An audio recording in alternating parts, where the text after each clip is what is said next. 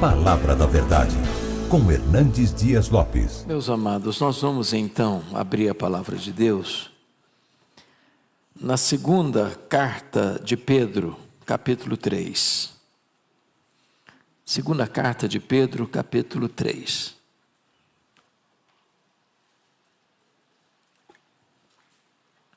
Este é um dos textos mais importantes da Bíblia, acerca de uma das verdades mais importantes da Bíblia. E eu peço a sua atenção para a leitura desta passagem, após o que mantenha a sua Bíblia aberta comigo, por gentileza. Pedro está escrevendo à igreja, aos irmãos, e diz assim: amados, esta é agora a segunda epístola que vos escrevo. Em ambas, procuro despertar com lembranças a vossa mente esclarecida, para que vos recordeis das palavras que anteriormente foram ditas pelos santos profetas, bem como do mandamento do Senhor e Salvador, ensinado pelos vossos apóstolos. Tendo em conta, antes de tudo, que nos últimos dias virão escarnecedores com os seus escárnios, andando segundo as próprias paixões, e dizendo: onde está a promessa da sua vinda? Porque desde que os pais dormiram, todas as coisas permanecem como desde o princípio da criação. Porque deliberadamente esquecem que de longo tempo houve céus bem como terra, a qual surgiu da água e através da água pela palavra de Deus, pela qual veio a perecer o mundo daquele tempo afogado em água. Ora, os céus que agora existem e a terra, pela mesma palavra, têm sido entesourados para fogo, estando reservados para o dia do juízo e destruição dos homens ímpios. Há todavia uma coisa, amados, que não deveis esquecer, que para o Senhor um dia é como 1000 anos, e 1000 anos como um dia. Não retarda o Senhor a sua promessa, como alguns a julgam demorada. Pelo contrário, Ele é longânimo para convosco, não querendo que nenhum pereça, senão que todos cheguem ao arrependimento. Virá, entretanto, como ladrão o dia do Senhor, no qual os céus passarão com estrepitoso estrondo, e os elementos se desfarão abrasados. Também a terra e as obras que nela existem serão atingidas. Visto que todas essas coisas hão de ser assim desfeitas, deveis ser tais como os que vivem em santo procedimento e piedade, esperando e apressando a vinda do dia de Deus, por causa do qual os céus incendiados serão desfeitos e os elementos abrasados se derreterão. Nós, porém, segundo a sua promessa, esperamos novos céus e nova terra, nos quais habita a justiça. Por essa razão, pois, amados, esperando essas coisas, empenhai-vos por serdes achados por Ele em paz, sem mácula e irrepreensíveis, e tendo por salvação a longanimidade de nosso Senhor, como igualmente o nosso amado irmão Paulo vos escreveu, segundo a sabedoria que lhe foi dada, ao falar acerca desses assuntos, como de fato costuma fazer em todas as suas epístolas, nas quais há certas coisas difíceis de entender, que os ignorantes e instáveis deturpam, como deturpam as demais escrituras para a própria destruição deles. Vós, pois, amados, prevenidos como estáis de antemão, acautelai-vos.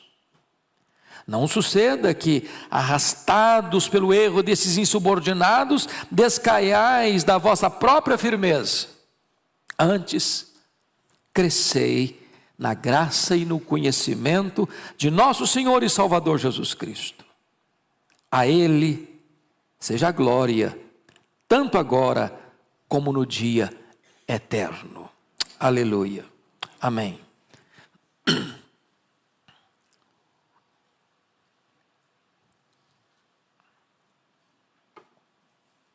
a segunda vinda de Cristo e as suas implicações. É verdade incontestável que Jesus voltará. E Ele voltará pessoalmente. E Ele voltará visivelmente. E Ele voltará audivelmente. E Ele voltará repentinamente. Ele voltará inesperadamente, inescapavelmente, vitoriosamente. Os sinais desta vinda são notórios e eloquentes. Foi Ele quem nos preveniu. Engano religioso, guerras, terremotos, fomes, epidemias, esfriamento do amor, perseguição religiosa, a pregação do Evangelho a todas as nações, a apostasia, a manifestação do homem da iniquidade. E Jesus alertou que quando essas coisas estivessem acontecendo, deveríamos nos acautelar, porque estaria muito breve a sua volta. Nesta epístola, depois de no capítulo 1, versículo 16, tratar da matéria da segunda vinda de Cristo, porque não vos demos a conhecer o poder e a vinda de nosso Senhor Jesus Cristo, seguindo fábulas engenhosamente inventadas, mas nós mesmos somos testemunhas oculares da sua majestade. Depois de combater com firmeza pétrea os falsos mestres no capítulo 2, agora o apóstolo Pedro não volta às baterias contra os falsos mestres, ele volta a sua atenção e carrega as tintas para se dirigir aos crentes como amados. Se vocês prestaram atenção na leitura, por várias vezes Pedro se dirige aos seus destinatários como amados, amados, amados, para consolá-los e para tratar com eles desta magna verdade, a segunda vinda do Senhor Jesus Cristo. E prestem atenção que Pedro adota uma coisa que nós todos deveríamos estar atentos, que é a importância da repetição. Não fique triste com o seu pastor se ele repetir um sermão. Essa prática foi usada por Paulo, essa prática foi usada por Pedro. Vejam vocês no verso 1, quando ele diz: esta é a segunda epístola que vos escrevo. Em ambas procuro despertar com lembranças a vossa mente esclarecida. Ele está dizendo o seguinte: vocês já sabem, mas eu estou lembrando de novo vocês. É assim no ensino secular. Não é assim? Você repete, e repete, e repete as mesmas verdades. Então não espere coisas inéditas no domingo, durante a semana, na sua igreja, não. Espere, talvez, ouvir as mesmas verdades, talvez com ênfases diferentes, com abordagens distintas, mas as mesmas verdades. E aí, ele começa este assunto retratando para nós que a segunda vinda de Cristo não é uma doutrina que ele, Pedro, está inventando, ou que os apóstolos criaram. Não. O que ele está dizendo é que a segunda vinda de Cristo é tratada dentro da centralidade e unidade das Escrituras. Vejamos. Observe comigo. Quando ele diz assim, no versículo de número 2: para que vos recordeis das palavras que anteriormente foram ditas pelos santos profetas, bem como pelo mandamento do Senhor e Salvador, ensinados pelos vossos apóstolos. O que ele está dizendo? Que a segunda vinda de Cristo foi pregada pelos profetas, A segunda vinda de Cristo foi anunciada pelo próprio Salvador, Jesus Cristo, e a segunda vinda de Cristo tem sido ensinada pelos apóstolos, ou seja, não há um conflito entre Antigo e Novo Testamento, há sim uma harmonização. É a mesma verdade, não é uma novidade. A Bíblia tem unidade. É triste quando você vê alguns espertalhões do topo da sua falsa sapiência, querendo colocar o Antigo Testamento contra o Novo e o Novo contra o Antigo, como se o Deus do Antigo Testamento fosse um e o Deus do Novo Testamento fosse outro. Não há esse conflito, não há esse bater de cabeças. A palavra de Deus é una. É bem verdade que a revelação é progressiva até Jesus e não a partir de Jesus. Mas o exemplo clássico é que esta doutrina bendita e gloriosa da parousia, da consumação dos séculos, da segunda vinda de Cristo, foi pregada pelos profetas, foi também anunciada pelo Senhor Jesus Cristo e agora é proclamada pelos apóstolos numa plena harmonia. E por que Pedro está dizendo isso? Porque Pedro está prevenindo os crentes acerca do perigo da influência dos falsos mestres, que se aproveitam disso, para tentar encontrar uma brecha para jogar profetas contra apóstolos, apóstolos contra os profetas, e o ensino de Jesus contra os profetas e os apóstolos, e ele está dizendo, cuidado com esses falsos mestres, e ele vai abordar isso agora, veja você, a partir dos versos 3 a 5. Então ele diz assim, tendo em conta, antes de tudo, que nos últimos dias virão escarnecedores, com seus escárnios, andando segundo as próprias paixões, e dizendo, onde está a promessa da sua vinda? Porque desde que os pais dormiram, todas as coisas permanecem, como desde o princípio da criação, porque deliberadamente esquecem que de longo tempo houve céus bem como terra, a qual surgiu da água e através da água pela palavra. Então destaca aqui 4 coisas. Primeiramente, o tempo em que esses falsos mestres vão surgir. Versículo 3 diz, nos últimos dias. E o que são últimos dias? O que significa últimos dias? Os futuristas, aqueles que adotam a perspectiva futurista da interpretação, acham que últimos dias são só naqueles dias lá do finalzinho do funil da história. Mas esses termos últimos dias é um termo técnico do Novo Testamento que vai desde a primeira à segunda vinda de Cristo. Desde a primeira à segunda vinda de Cristo, os falsos mestres estão aí, perturbando a igreja. É bem verdade que à medida que o tempo avança, eles vão ainda se multiplicando. Segundo, qual é o estilo de vida desses falsos mestres? Está escrito, virão escarnecedores com seus escárnios, andando segundo as próprias paixões. Preste atenção nisso aqui. Se a teologia é ruim, a vida não pode ser santa. Se a doutrina está errada, a ética vai estar torta. Não tem como, meus irmãos, um falso mestre viver em santidade ou ensinar santidade. Sabem por quê? Porque a ética é filha da teologia, a teologia é mãe da ética. Assim como o homem crê, assim ele é. Terceiro, vamos ver qual é o ensino desses falsos mestres. O verso 4, o ensino está aí, dizendo, onde está a promessa da sua vinda? O que eles estão questionando? Jesus não vai voltar coisa nenhuma. Que bobagem vocês acreditarem nisso. Qual é o argumento deles? Desde que os pais dormiram, nunca mudou nada.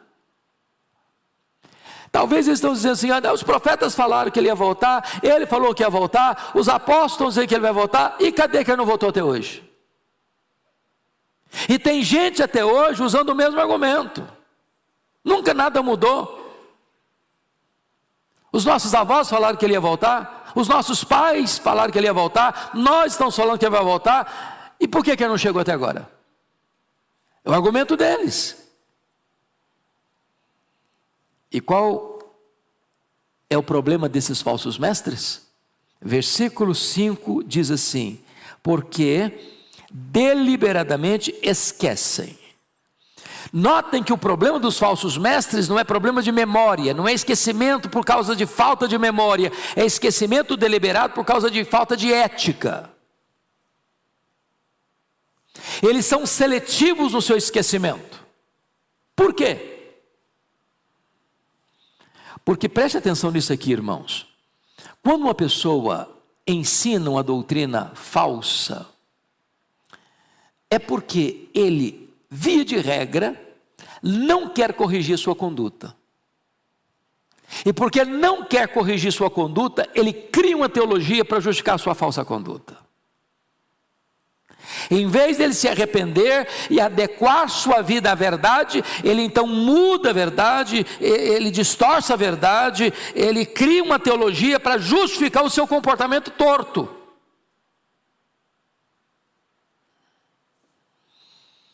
E qual é o argumento de Pedro para refutar essa gente? Ele está dizendo: não é verdade que desde o começo é assim, não, que nada mudou, não. Primeiro argumento: Deus criou o universo pelo poder da sua palavra. Segundo, vejam vocês aí,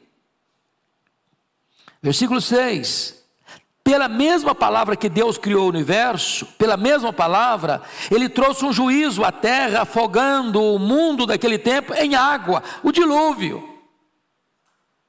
Terceiro argumento: pela mesma palavra que Deus criou o universo, e pela mesma palavra que Ele trouxe o dilúvio ao mundo, exercendo o seu juízo, por essa mesma palavra, diz o versículo 7, Ele vai entesourar este mundo para o fogo, dia do juízo e destruição dos homens maus. Então, eles estavam tentando desacreditar a palavra, e Pedro está trazendo um fortalecimento da palavra. Pela palavra Deus criou, pela palavra Deus trouxe juízo, e pela palavra Deus consumará a história, e pela palavra este mundo e as obras que existem na terra serão atingidas pelo fogo no exercício do juízo de Deus.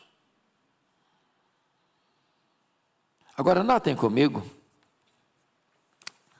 talvez aí Pedro agora vai trazer um outro raciocínio do argumento dele. Porque o questionamento dos falsos mestres é essa. No versículo 4. Onde está a promessa da sua vinda? Imagine que haja alguma pessoa dentro da igreja, agora não é falso mestre não, agora é um crente sincero, questionando: por que ele não veio ainda?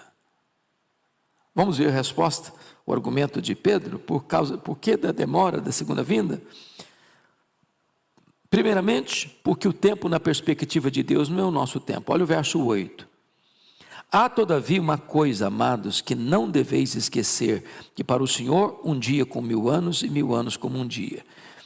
Nós entendemos tempo da seguinte maneira: cronos, segundos, minutos, horas, dias, semanas, meses, anos, décadas, séculos e milênios. Deus não conta o tempo assim porque Deus é eterno.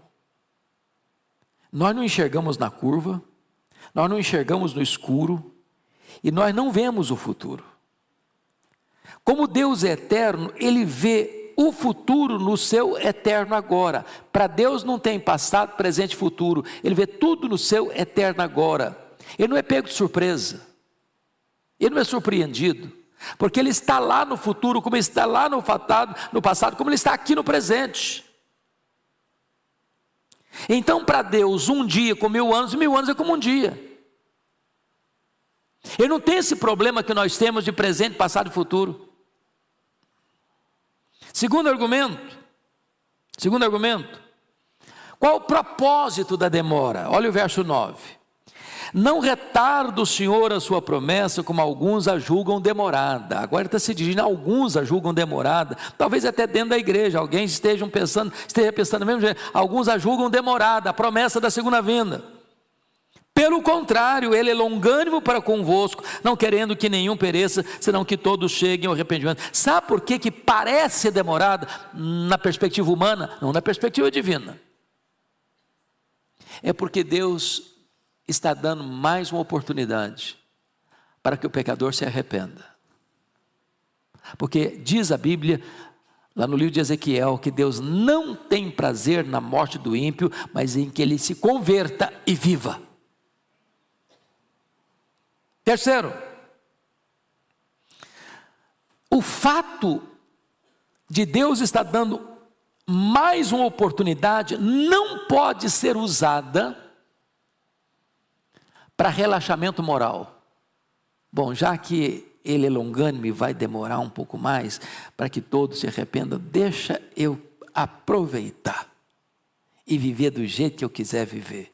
Aí o versículo 10 diz assim: virá entretanto como ladrão o dia do Senhor.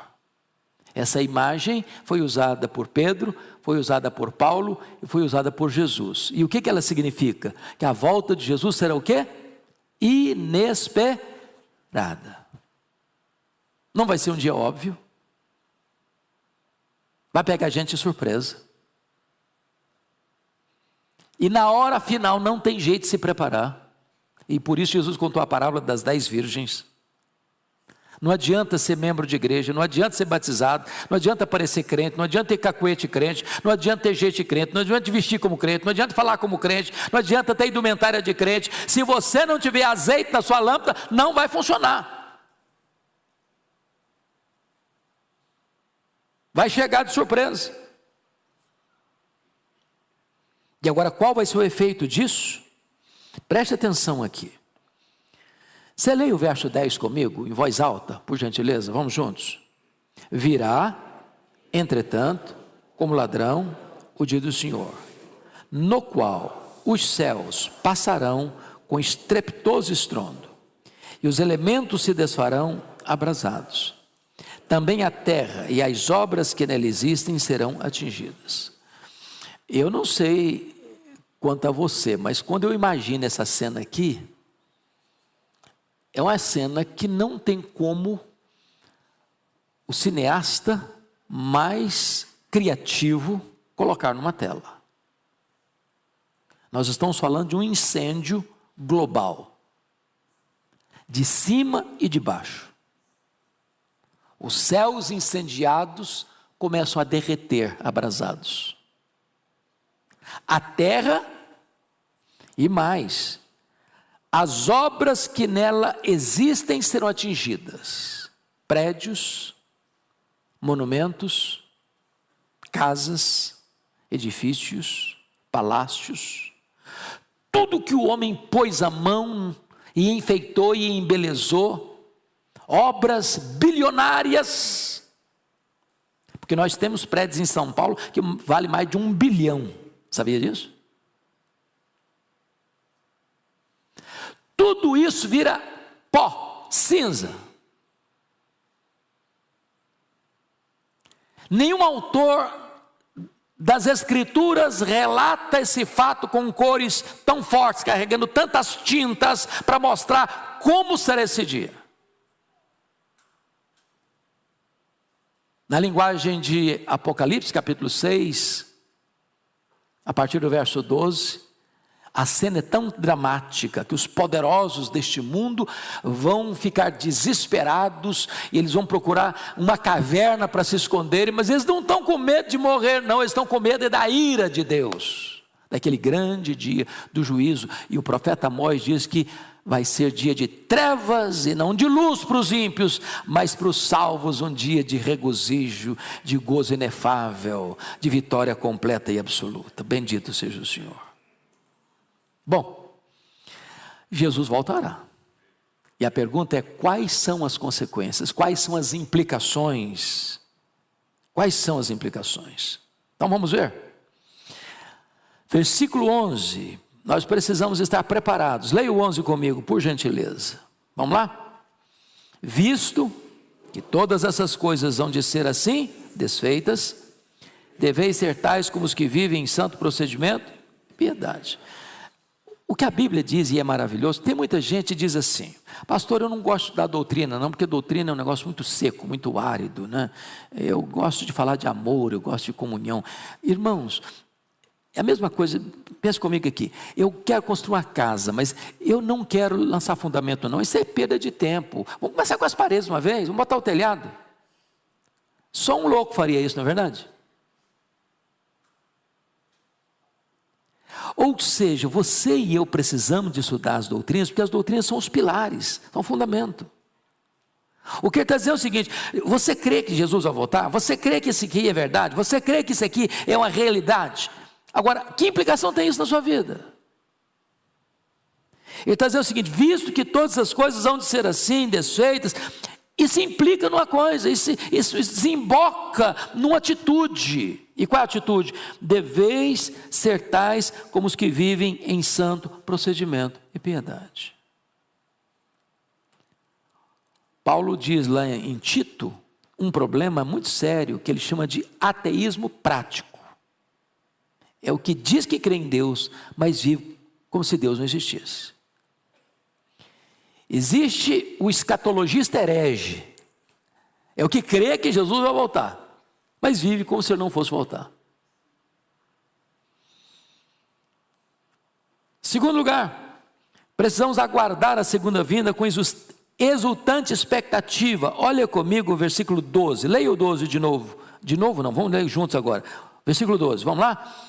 Esperando e apressando a vinda do dia de Deus, por causa do qual os céus incendiados serão desfeitos e os elementos abrasados se derreterão. Duas coisas aí que é muito importante: esperando, e segundo, apressando.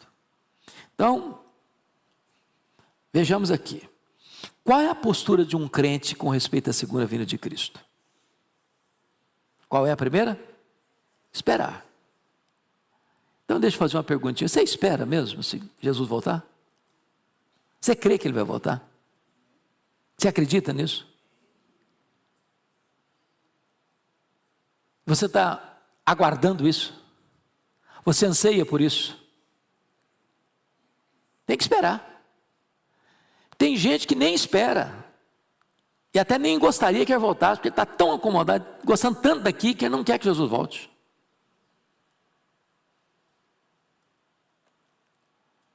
Mas ele diz que não basta você esperar. Ele usa uma outra expressão: esperando com o que na ponta dos pés, dizendo Maranata, ora vem Senhor Jesus. Mas ele diz apressando. E como é que você pode apressar?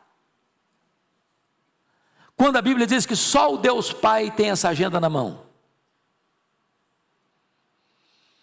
É porque a segunda vinda de Cristo, do ponto de vista humano, tem uma agenda a cumprir. Tem fatos a cumprir. E dentro das agendas que precisam cumprir, tem uma que está na mão da igreja.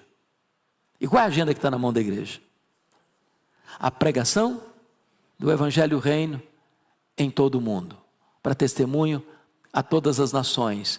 Então virá o fim. Como é que a igreja pode apressar a segunda vinda de Cristo? É cumprindo essa agenda. O pastor Ivarra deu um spoilerzinho no começo, mas eu não tenho dúvidas de que Deus trouxe na nossa geração, e é na nossa geração mesmo, literalmente. Eu me lembro que quando eu fiz seminário, nos idos de 78 e 81, eu tinha uma maquininha de escrever Letera 32, e eu era o cara porque tinha uma Letera 32.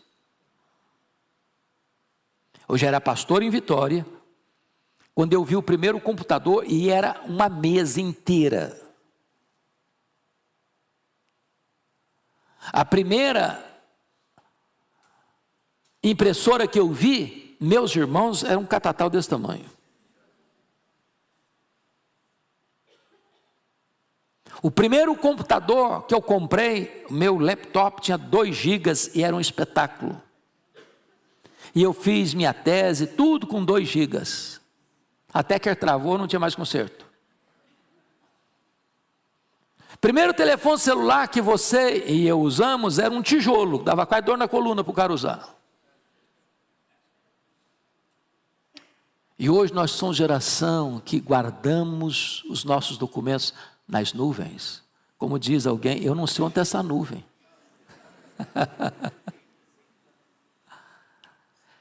Que privilégio você e eu temos de levar esta palavra, e esta palavra ganhar asas e chegar aos rincões da terra. Por onde eu passo, eu encorajo os pastores a usar as mídias sociais. Encorajo as igrejas a usar as mídias sociais.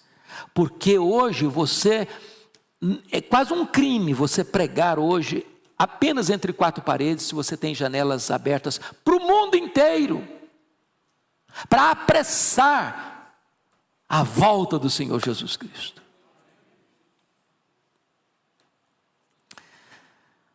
Pois bem, versículo 13, nós precisamos aguardar o cumprimento da promessa da consumação. Leia o 13 comigo, porque notem, algumas pessoas dizem assim: pastor, mas se essa coisa que está prometida no verso 12 aí, olha aí, os céus incendiados, desfeitos, elementos abrasados e derretendo, é uma cena de terror, eu não quero participar disso não, vou estar com muito medo, vou estar desesperado. Olha a realidade dos crentes, versículo 13, porque notem que tem uma conjunção adversativa no verso 13, então vamos ler o 13, nós, porém, segundo a sua promessa, esperamos novos céus e nova terra, nos quais habitam justiça. Então Deus não vai destruir o que está aqui não, Deus vai renovar o que está aqui. Aqui a natureza está gemendo, aguardando o dia da sua redenção. E quando Jesus voltar, não é só a igreja que vai ser glorificada não, o próprio cosmos vai ser restaurado da presença do pecado, redimida desse cativeiro do pecado, e então vai ter novos céus e nova terra. Louvado seja o Senhor. Então, para terminar, Pedro vai agora, como um pastor que foi, e como um pregador que foi, ele vai fazer as últimas aplicações do seu sermão, nos versos 14 a 18. E a primeira aplicação que ele faz, e exortação que ele faz, está no versículo 14. Leia comigo o 14, por favor. Por essa razão, pois, amados, esperando essas coisas, empenhai-vos por seres achados por ele em paz, sem mácula, irrepreensíveis. Então para de brigar, para de fazer confusão, para de ser cri-cri, para de criar contenda, para que quando Jesus voltar te ache em paz. Segundo, para de viver uma vida torta, para que ele encontre você sem mácula. E não viva uma vida na corda bamba não, para que ele encontre você irrepreensível. Então, doutrina tem implicação, desemboca na conduta. Segunda exortação dele, você precisa aceitar a verdade da palavra de Deus. Versículos 15 e 16 são preciosíssimos, eu chamo a sua atenção para a leitura. Todos comigo, por favor, 15 e 16.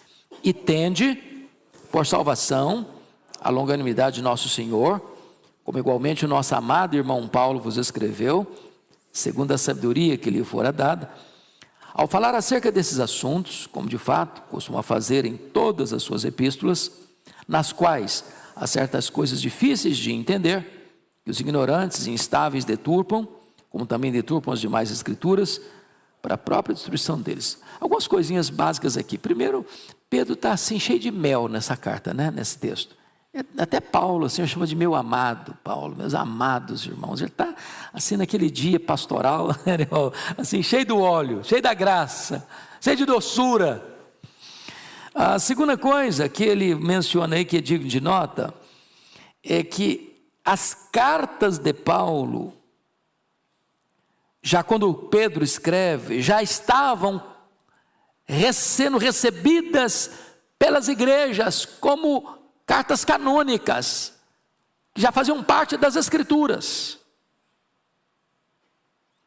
Terceira coisa digna de nota, é que Pedro reconhece que Paulo recebeu de Deus uma dose especial de sabedoria. Porque ele escrevia coisas difíceis de entender. Agora isso tira a gente de uma enrascada, né? Porque se você lê alguma coisa de Paulo, não estou entendendo, não estou entendendo. O nosso irmão Pedro também não estava entendendo, não.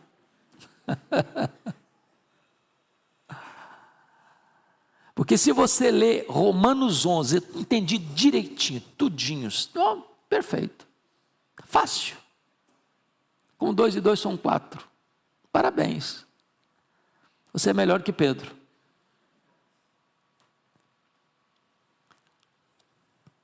Ele admite, humildemente, que o Paulo estava no andar de cima, na prateleira de cima.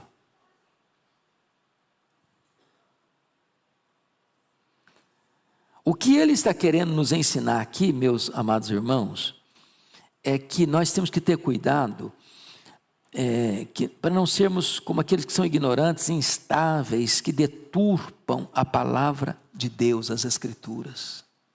E a única maneira de você não cair nessa esparrela dos falsos mestres, dos falsos hermeneutas, dos falsos exegetas, daqueles que querem ensinar a palavra de Deus e não estão calcados na verdade, é você ter filtro, crivo, conhecimento. Porque notem comigo que hoje o povo não está lendo Bíblia, irmãos. Olha, nós acabamos de elogiar as mídias sociais, mas embora eu tenha a Bíblia no meu smartphone, eu tenha a Bíblia com as línguas originais do meu smartphone, mas tem hora que o papel ajuda, não ajuda? Não, fala a verdade. Acho que até como um símbolo, né? O pastor Ival costuma brincar que a Bíblia é espada, a Bíblia no celular é canivete.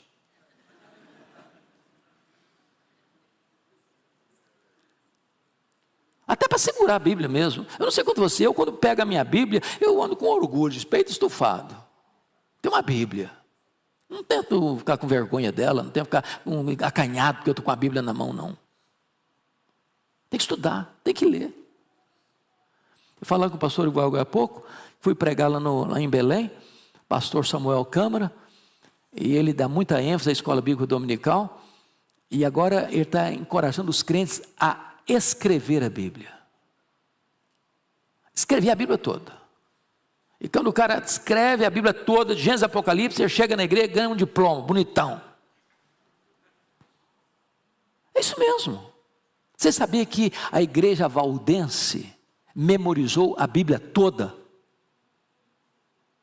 E memorizou a Bíblia toda porque as cópias da Bíblia eram caríssimas. E a igreja começou a queimar as cópias das Bíblias que eles tinham. A única maneira de eles preservarem a Bíblia era guardar tudo na memória. E eu temo às vezes que se você fizer um concurso na igreja assim, de supetão, domingo, meus irmãos, vão trazer 20 irmãos na igreja aqui à frente, que vão citar de cor 20 versículos da Bíblia. Eu não sei se a gente não vai passar constrangimento. Até os mais antigos de igreja. Se você não conhecer, você vai acabar caindo nas mãos dos espertalhões. Então, terceiro conselho dele, versículo 17. Leia o 17 comigo, por favor. Vamos juntos. Vós, pois, amados, prevenidos como estáis de antemão, acautelai-vos. Não suceda que, arrastados pelo erro desses insubordinados, descaiais da vossa própria firmeza. Não está falando de cair da fé não, tá, gente? Ele está falando de cair da fé, de perder a salvação, de você estar salvo agora e ir para o inferno depois, não. Não é isso que ele está falando. Descair de quê? Da firmeza. O que é descair da firmeza? É um crente assim, meio mole. Só o vento bate para cá, ele vai para lá, sopra para lá, vai para cá. Às vezes até na liderança da igreja, irmãos, eu vejo isso. Às vezes o cara vai para um congresso, aí ele escuta uma novidade. Gente, nós vamos ter que botar a nossa igreja toda nessa direção. Aí ele vai para um outro congresso, escuta uma outra coisa. Não, irmão, não era lá não. Agora estou todo mundo para essa direção. Aí vai para um terceiro congresso. Não, meus irmãos, não era nem lá nem cá. Agora nós vamos para essa direção. E nem o líder está entendendo direito, nem o líder está seguro direito. Imagine os crentes. Tem crente que está inseguro, sem certeza, sem convicção, caindo da sua firmeza. Fica firme, meu irmão. Firme. Paulo escreveu para Timóteo e disse o seguinte: Timóteo, permanece naquilo que você aprendeu. Permanece. Se gente está mudando para lá, gente está mudando para cá, um está escutando esse, outro está escutando aquele, outro está escutando aquele outro. Permanece, meu filho, permanece, permanece, permanece. Último lugar, última exortação prática, versículo 18. É preciso crescer no conhecimento e na graça. Vamos ler juntos? Antes, crescei na graça e no conhecimento de nosso Senhor e Salvador Jesus Cristo. A Ele seja a glória, tanto agora como no dia eterno. Olha o equilíbrio: crescer no conhecimento e na graça. Crescer na graça, no conhecimento. Tem muita gente que só quer conhecer na graça, como se fosse uma relação mística com Jesus. Ele é muito místico, mas não quer ler Bíblia.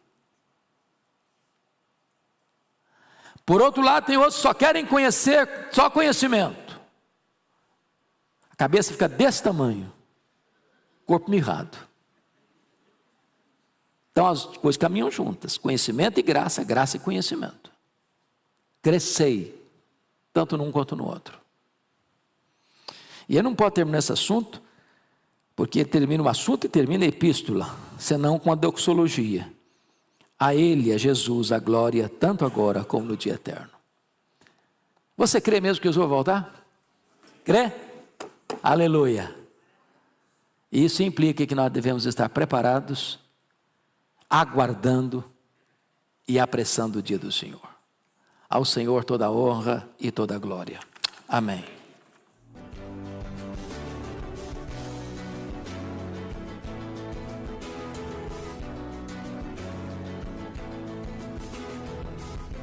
Palavra da Verdade, com Hernandes Dias Lopes.